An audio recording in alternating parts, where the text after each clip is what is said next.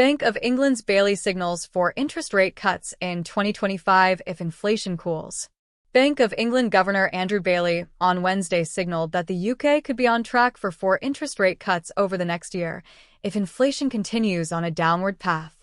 Asked during a Financial Times video interview whether the central bank would be poised to carry out 4 quarter-point cuts over the coming year if its projections of a little bit of inflation persistence come to fruition, Bailey responded, "Exactly. Markets are currently pricing in a hold on interest rates at the Bank of England's December meeting, according to LSEG data, followed by 3 25 basis point rate cuts. If all 4 trims materialize, they would bring down the bank's key interest to around 3.75%, adding to the 2 BO reductions this year to date." The institution began cuts over the summer, with Bailey telling reporters in November that the bank would need to take a gradual approach to lowering rates. Monetary policy will need to remain restrictive for sufficiently long until the risks to inflation returning sustainably to the 2% target over the medium term have dissipated further, he said at the time.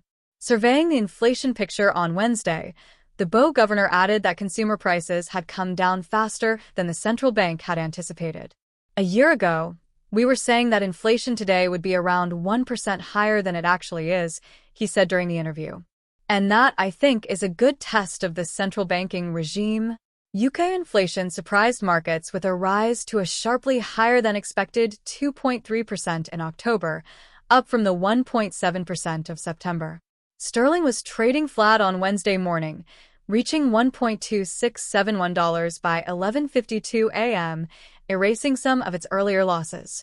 Meanwhile, the yield on the UK's 10-year gilts was flat at around 4.273%.